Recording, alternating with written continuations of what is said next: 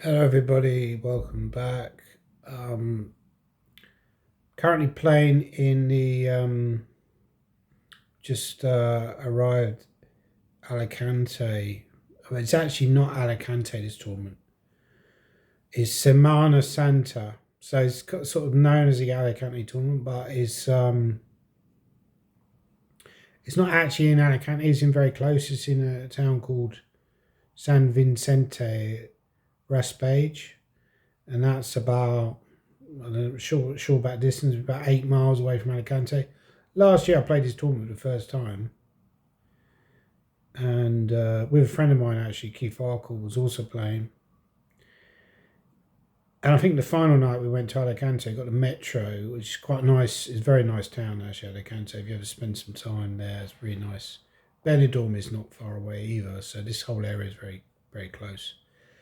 But yeah, this tour was very strong. I'm like 43rd seed, I think, which is similar to what I was last year. And there's only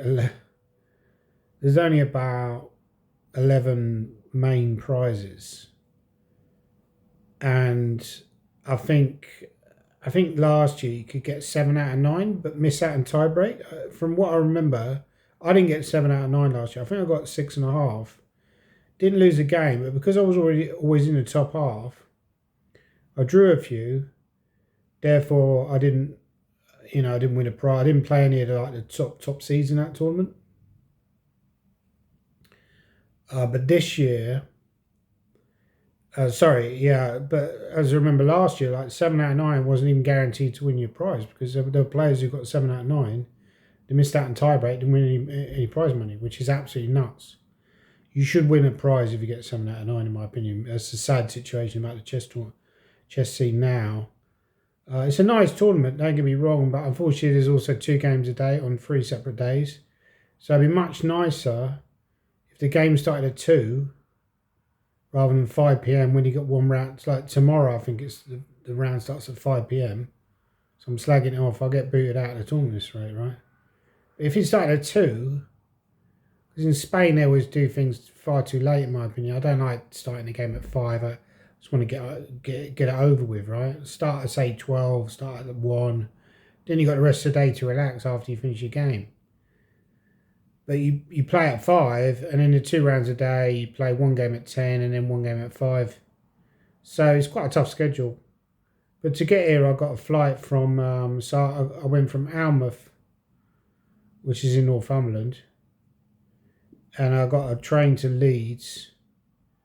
Then I got another bus from Leeds train station near Leeds city centre to Bradford Leeds Airport, and then from there I got the flight from Leeds Bradford to Alicante Airport. From Alicante Airport, got a taxi. Should have got a bus, but it was already gone 9 p.m. by that point because the flight was a bit delayed. So the taxi cost about 31 quid. So when I go back to the airport next week, I'm going to get the bus, right? Or the metro, because I'm not paying like 30.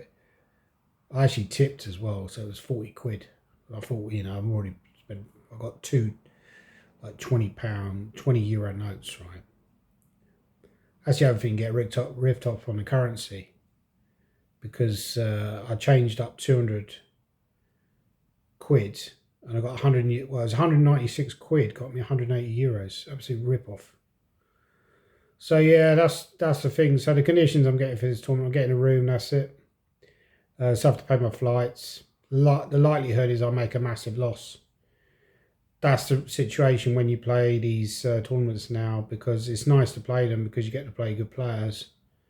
But the reality is you're going to make a massive loss most of the time, because it's hard to win a prize.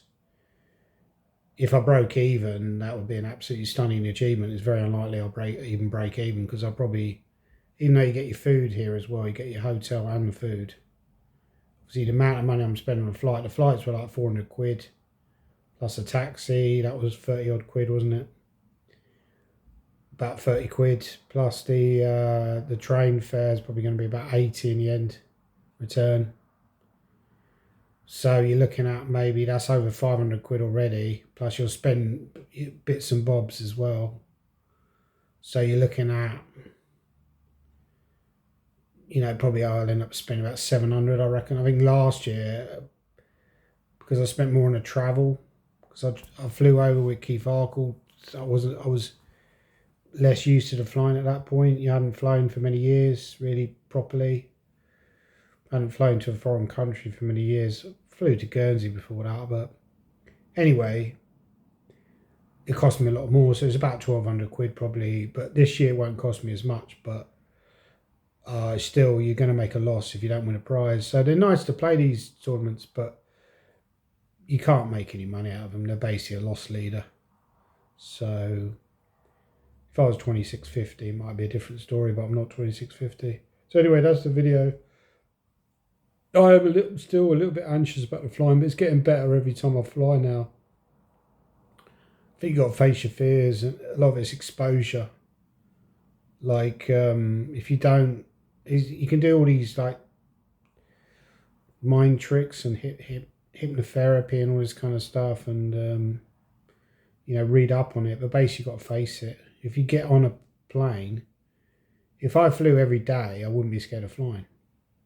Stands to reason. Anyone who's scared of flying or got a phobia, if you're exposed to it every day, eventually you're going to lose your fear of it. But it's because with flying, people get scared of flying because you don't fly regularly, and you're like, what the hell is this? When it starts bumping around, this is terrifying. There was one moment actually I was a bit scared, because to actually get to Alicante airport, it's got to fly out into the sea. I don't know why. I think they got this rule about if it's British flights, they don't let them, sometimes they don't let them approach on Spanish soil. Certainly at Gibraltar, I think they have to fly out into the sea. It might be to do with, I'm not sure what the reason is actually for Alicante, because I remember there was another flight that I did to Alicante where it didn't approach via water. It just came over land.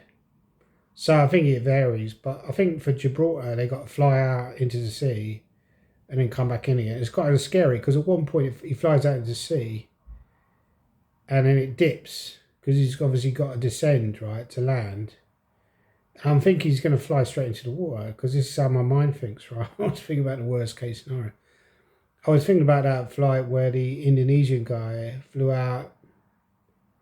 It was an Air France flight, right? And he flew out into the Indian Ocean, crashed it in the Indian Ocean. Or maybe it's just Air Indonesia, I can't remember. But, when you got like active imagination, you always think about the worst case scenario.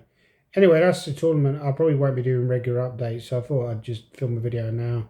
I'll be too tired to do any regular updates. But I might do a little bit of analysis of 1 or 2 games if I get the chance and I'm not too tired. But yeah, so I'm looking forward to playing tournament. Please leave a comment down below. Have you ever had a phobia that you've not been able to get over? Like flying, spiders, or fear of thunder and lightning is always like very, very frightening.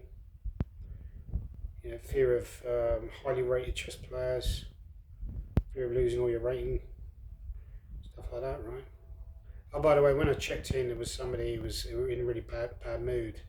I think he might have been a chess player, because he was quite a tall guy, and he was complaining to someone on the phone about how stupid receptionist or something. I can't remember, but yeah, you get that in a lot of these foreign tournaments. So you get quite arrogant people.